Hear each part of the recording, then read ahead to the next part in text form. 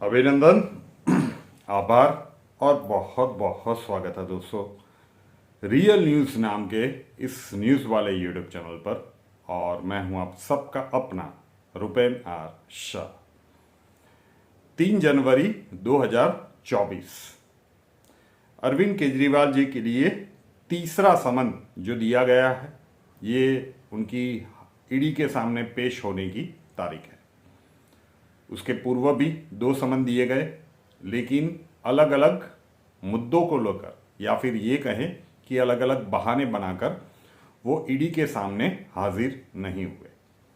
पहली बार जब समन दिया गया तो उन्होंने कहा कि भाई मुझे पार्टी का प्रचार प्रसार करना है और विधानसभा के इलेक्शंस आ रहे हैं, चले गए। दूसरी बार जब समन दिया गया तो वो विपासना करने के लिए, मानसिक शांति के लिए चले गए। लेकिन अब तीसरी बार का ये जो समन है वो अभी दिल्ली में ही है।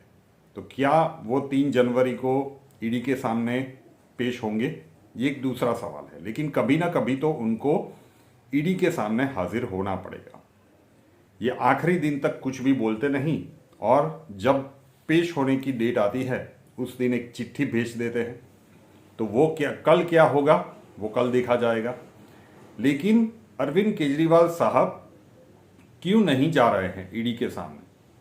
2012 का एक ट्वीट भी सामने आया था, जब, अब वो सारी पुरानी बातें हैं, जब उन्होंने कहा था कि भ्रष्टाचार के आरोप जिनके ऊपर लगे हो उनका दायित्व बनता है कि उनको ईडी और सीबीआई के सामने तुरंत हाजिर हो जाना चाहिए, सारे प्रश्नों के उत्तर देके मामले को पारदर्शिता के साथ देश के सामने रखना चाहिए। अब ढूंढेंगे तो ये ट्वीट मिल जाएगा। 2012 में 12 का ये ट्वीट था, और 2023 आते आते परिस्थितियां बिल्कुल उलट बन चुकी है।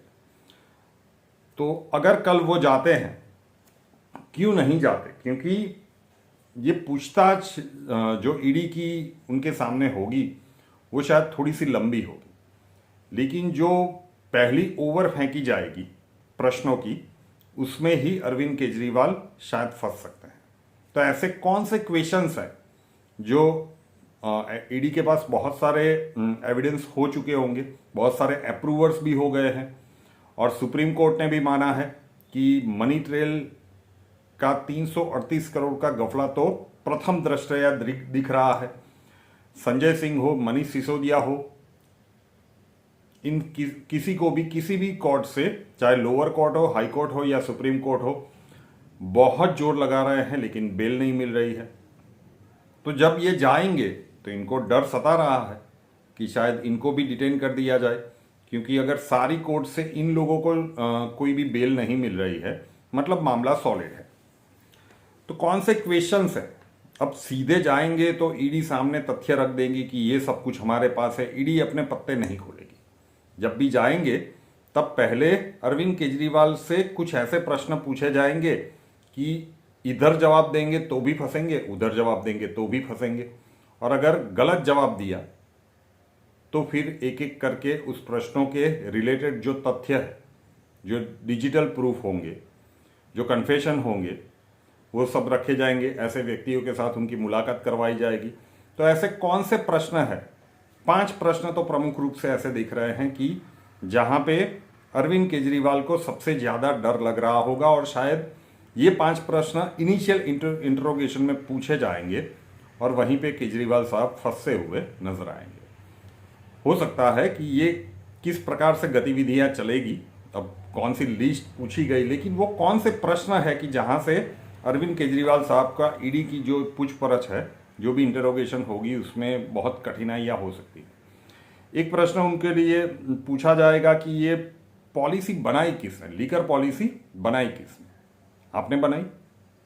नहीं, तो एक्साइज मिनिस्टर मनीष सिसोदिया ने बनाई। अगर मनीष सिसोदिया ने बनाई तो आपसे अनुमति ली थी? आपने बनाई? अगर मना किया तो फिर किसने बनाई? मनीष सिसोदिया ने बनाई। अगर मनीष सिसोदिया ने बनाई तो आपसे अनुमति ली थी? वैसे कहीं पे ये सिग्नेचर तो करते नहीं। अब इतनी जल्दी वो मनीष सिसोदिया ने बनाई, उसके ऊपर शायद हाँ भी नहीं बोलेंगे। खुद ने नहीं बनाई वो तो फटाक से बोल देंगे। तो ये प्रश्न ऐसे हैं कि जहां पे उनके सामने प्रेशर आना शुरू होगा, विपासना की जो मानसिक शांति इनको मिली है वो भंग होना शुरू होगी।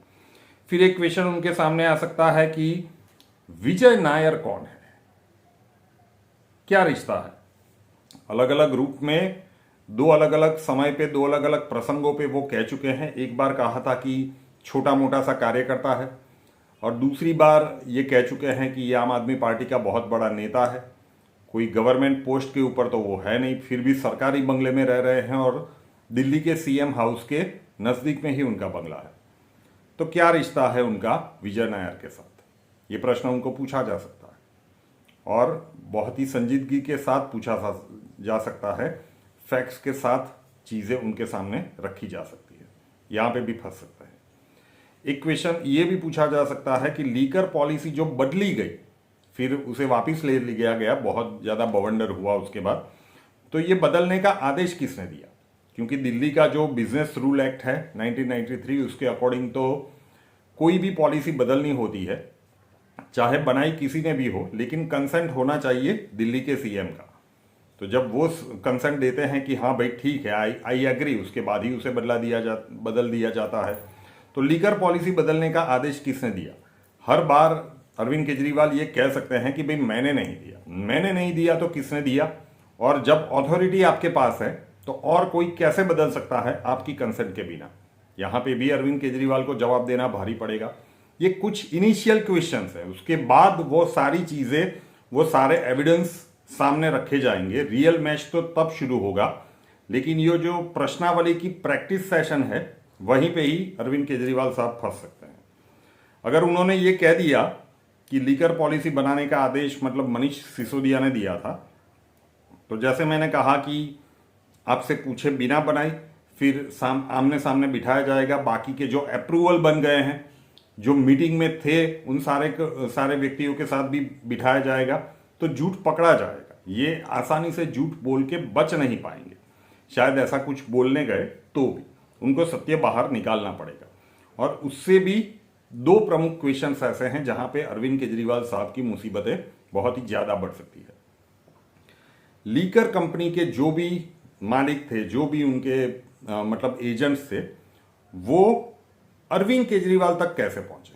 अभी ये लोग छोटे मोटे मिनिस्टर्स या फिर एक्साइज मिनिस्टर तक लिंक लगा के पहुंच सकते हैं, लेकिन अगर ये अरविंद केजरीवाल तक पहुंच गए हैं तो कौन है वो मीडिएटर जिसने इन दोनों की मुलाकात करवाई, और जो पार्टी फंड मिला वो कहां से मिला, कब कब मिला, कहां कहां पे खर्च हुआ। क्योंकि इलेक्शन में जो पैसा पानी की तरफ बहाया गया है, अब तो सुप्रीम कोर्ट भी मान चुका है कि ये मनी ट्रेल तो हुआ है, यहाँ पे भी फंस सकते हैं। और एक क्वेश्चन है कि एक्साइज ऑफिसर्स ने एक टीम बनाई थी इस लीकर पॉलिसी को चेंज करते वक्त। उन्होंने कुछ सुझाव दिए थे सरकार को, और वो सरकार ने नहीं माने, केजरीवाल सरकार ने, और उससे उलट डिसीजन लिए। तो ये किसने किया।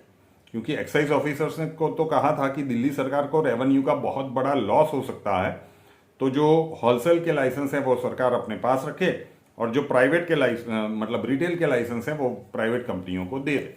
लेकिन नई पॉलिसी में हुआ ये कि रिटेल के लाइसेंस सरकार ने रखे और होलसेल के लाइसेंस प्राइवेट कंपनियों को दे दिए गए।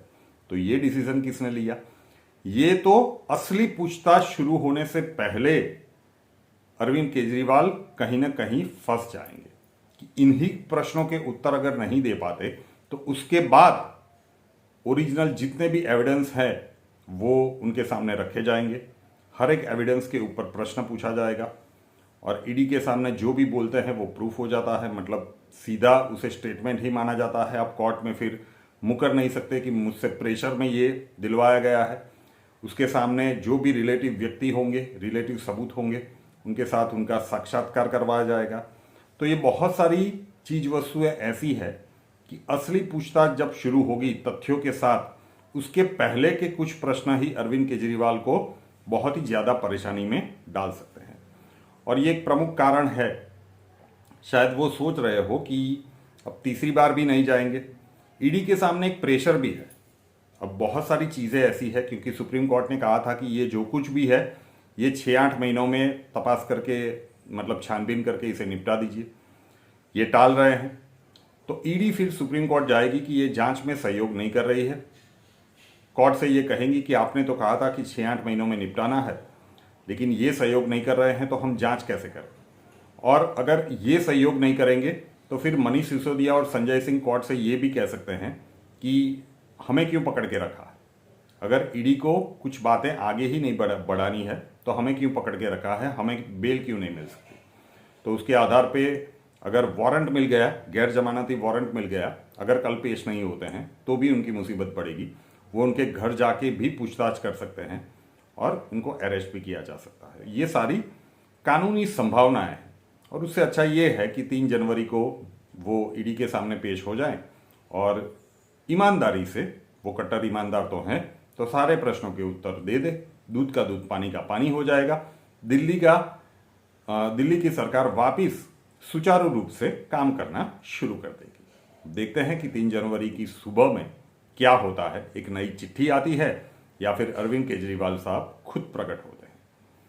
रियल न्यूज नाम के इस यूट्यूब चैनल को अभी तक सब्सक्राइब नहीं किया है तो कर लीजिए, साथ वाला बेल आइकॉन दबा दीजिए और उसके बाद 3 ऑप्शंस आएंगे, ऑल के ऊपर क्लिक कर दीजिए ताकि हर नए वीडियो की नोटिफिकेशन आपको सबसे पहले मिलते रहे। नए वीडियो के साथ फिर मिलेंगे। जय हिंद।